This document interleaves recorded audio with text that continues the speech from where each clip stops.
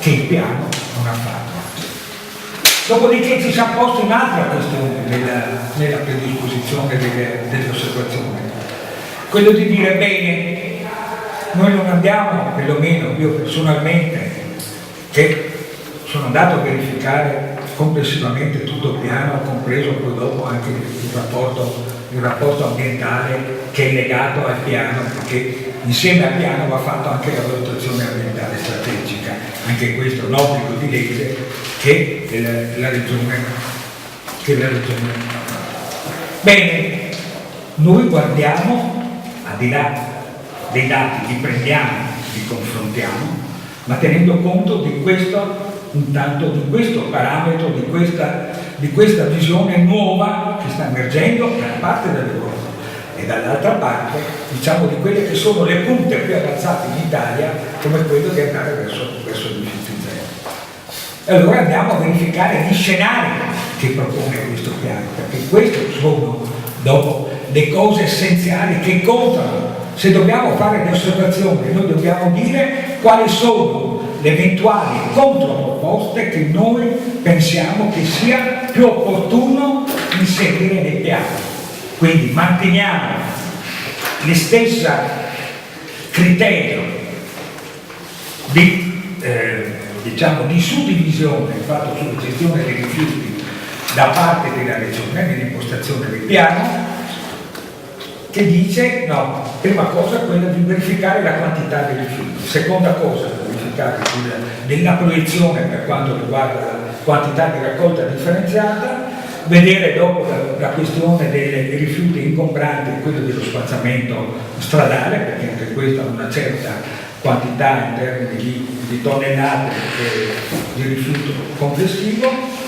guardare quanti sono i rifiuti trattati attraverso il TMB, no? Quindi il trattamento meccanico biologico, no? Quello che viene dal rifiuto, diciamo, urbano residuo a valle della raccolta differenziata, vediamo quant'è la quantità dei rifiuti che dovrebbero essere inceneriti e verifichiamo quelli che dovrebbero andare in discarica. Questi sono gli elementi contenuti negli scenari previsti dalla Regione 2020. Bene, allora noi li abbiamo analizzati uno. Allora abbiamo verificato sulla quantità dei rifiuti. Sulla quantità dei rifiuti si dice sì, noi vogliamo andare verso la diminuzione della quantità dei rifiuti, perché la prevenzione è uno degli indicatori dati anche da parte della Comunità Europea. Bene, se andiamo a verificare la quantità dei rifiuti che viene indicato nello scenario, sostanzialmente non si differenzia molto rispetto alla quantità registrata nel 2010. Arriviamo nel 2011 eravamo su 2.300.000 tonnellate, diciamo per arrotondare, no? Su 2.300.000 tonnellate annue di quantità di rifiuti, stiamo parlando di rifiuti solidi urbani, la previsione al 2020 del piano ti porta a 2.150.000. Ebbene, noi diciamo, scusate, c'è questa proiezione che continua ad avanzare anche nel diminuire i rifiuti. Noi pensiamo che si può arrivare senza nessuna difficoltà, no? Però con tutta una serie di passaggi intermedi, si può arrivare, quindi proponiamo uno scenario alternativo dicendo sulla quantità di rifiuti solidi urbani che poi è su 1.900.000, quindi non è che stiamo dicendo delle castronerie, non è che stiamo dicendo che vogliamo dimezzare la quantità dei rifiuti prodotti nel 2010 e nel 2011 dalla Regione Veneto. Noi diciamo che si può arrivare ad una quantità più limitata rispetto a quella che è la previsione del 2020 e indichiamo 1.200.000 tonnellate annue. Questo perché? Perché diamo anche un'indicazione rispetto a quella previsione fatta da parte della Regione sulla quantità di raccolta differenziata da raggiungere nel 2020, che è quello del 70%. Questa è la percentuale proiettata del 2020 è la previsione. Ma scusate,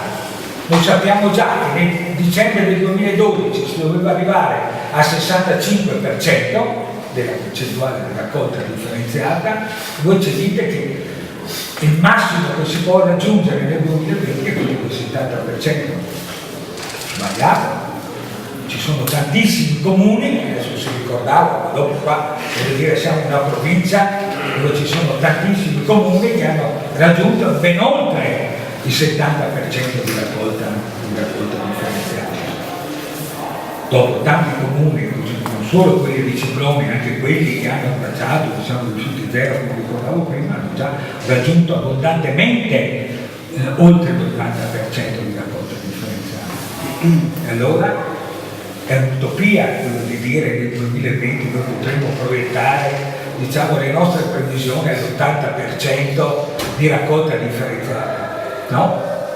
Basta allargare per i comuni che non hanno ancora posto il problema del porta a porta, magari del porta a porta in modo puntuale come fa da anni il consorzio Priore, no? Il consorzio Priore è il consorzio diciamo, per eccellenza indicato a livello nazionale e non solo, per quanto riguarda proprio le modalità della gestione dei rifiuti, quindi pensiamo che non sia impossibile porre come obiettivo nel 2020. Quindi queste sono le tematiche che alla fine ci portano a dire no, che incenerire non ce n'è assolutamente bisogno, perché gli inceneritori esistenti, che sono quelli di Schio, adesso si dice quello di Fusina che si dice che è stato dismesso, no? Dopo vi dico, faccio una brevissima nota su questo problema, c'è quello di Schio, c'è ancora quello di Fusina, vi dico, e c'è quello di Padova, che già complessivamente con le potenzialità che hanno possono assorbire, se noi arriviamo no, con queste modalità di riduzione dei rifiuti solidi urbani, no, rispetto a quella quantità proposta dalla Regione, noi proponiamo un'alternativa, rispetto alla questione di porre una percentuale non più del 70% dell'80%, rispetto anche alla questione della modifica del trattamento meccanico biologico, quindi della parte impiantistica di quelli che dopo vanno a trattare i rifiuti, che adesso invece di produrre solo ed esclusivamente o quantomeno maggiormente diciamo, di quello che producono gli impianti di trattamento meccanico biologico che è CDR, il cosiddetto combustibile da rifiuti, quello che alimenta gli inceneritori, che adesso vengono chiamati CSS, che sono i combustibili solidi secondari, che hanno cambiato il nome per non farlo, perché non diventino più rifiuti e che diano così la possibilità di poter essere inceneriti non solo dagli inceneritori, quindi dai cementifici e non solo dai cementifici, da altre industrie che hanno la necessità di combustibile e quindi di poter utilizzare sostanzialmente il rifiuto che hanno trasformato in modo. Quindi già di per sé questi impianti hanno la potenzialità di poter risolvere quello che è la questione diciamo, del residuo dopo che c'è stata la diminuzione della raccolta della quantità dei rifiuti. Il maggiore diciamo, aumento della percentuale di raccolta differenziata, un miglioramento della parte impiantistica del trattamento meccanico biologico, non per produrre solo ed esclusivamente CDR, quindi combustibile da rifiuti, ma prevalentemente per recuperare materia, perché questa è l'indicazione che ci dà l'Europa.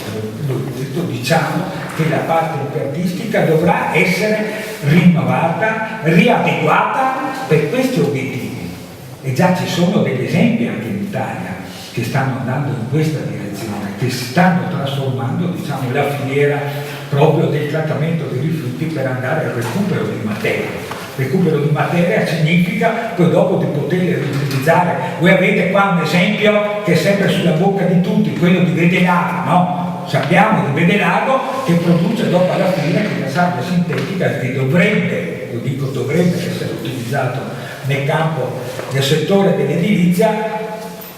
credo che sia poco adoperato nel settore del campo edilizio, con molta probabilità viene adoperato per fare dei manufatti dopo di plastica riciclata, sostanzialmente, perché ho verificato che quel prodotto di quello che viene fatto a Venenato, insomma, forse ha difficoltà di poter essere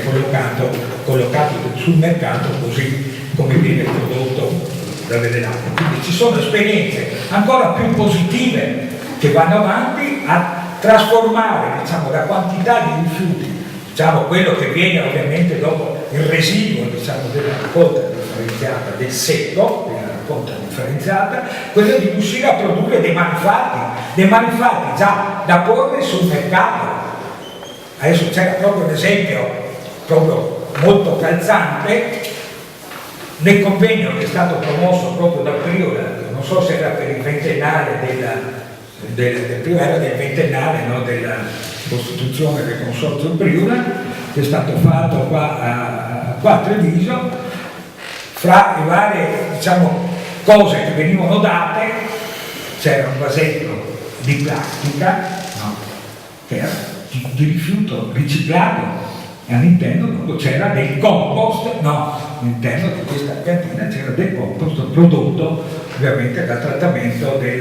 dell'organico attraverso il compostaggio, e quindi c'è la possibilità nella sostanza di recupero di materia, ma non solo di materia, quello di arrivare a dei manufatti finiti da porre sul mercato. Questo ci pone anche la questione, tornando ancora sulla questione della comunità europea, perché pone la questione dicendo noi dobbiamo passare dal recupero di energia al recupero di materia? Perché l'Europa complessivamente è deficitaria di oltre il 30% di materie prime, e quindi adesso si pone questo problema. Più che il recupero di energia, ci si sarà anche accorti che è una cosa un po', diciamo, un po' aleatoria quella del recupero energetico, alla fine i risultati non sono proprio così positivi, il recupero energetico attraverso l'incenerimento dei rifiuti. Quindi il ripensamento è anche legato a questa questione del deficit che noi abbiamo per quanto riguarda le materie prime. Ecco, quindi è questa, diciamo, l'impostazione di base che noi abbiamo dato per le osservazioni come Sinistra, Ecologia e Libertà. È un documento che abbiamo approvato come assemblea regionale e l'abbiamo depositato ufficialmente. Adesso vedremo cosa succederà, diciamo, in Consiglio, se ne terranno conto, se il Consiglio regionale, dopo qualche consigliere magari più sensibile, magari può prendere le osservazioni, valutarle più attentamente e magari fare delle modifiche, degli emendamenti in sede di approvazione dopo in modo definitiva da parte del Consiglio regionale. Quindi è questa l'impostazione, la stessa impostazione l'abbiamo data, quindi modificando quelli che sono gli scenari previsionali di previsione fatti da piano, sia per quanto riguarda i rifiuti solidi urbani, sia per quanto riguarda i rifiuti speciali. Noi abbiamo fatto lo stesso tipo di impostazione. E badate bene, perché tanta gente non sa, a volte non sa purtroppo perché non è addentro, diciamo, nella materia, ma quando io dicevo prima sulla quantità dei rifiuti solidi urbani e la quantità, siamo sull'ordine di 2 milioni e 300.000 tonnellate annue di produzione di rifiuti solidi urbani. Guardate bene che quando parliamo di rifiuti speciali parliamo di 15 milioni di tonnellate all'anno. Di questi 1 milione circa sono di rifiuti pericolosi, altri 6 milioni riguardano i rifiuti da costruzione e demolizione, quelli del campo dell'edilizia, tanto per semplificare, e gli altri 8 milioni sono cosiddetti rifiuti non pericolosi. Quindi guardate bene qual è anche l'entità e la quantità di rifiuti che sono da smaltire attraverso, diciamo, una gestione oculata, magari progressiva, diciamo di vuole rivoluzionare il tutto di arrivare ai rifiuti zero domani, forse neanche nel 2020 riusciremo a completare,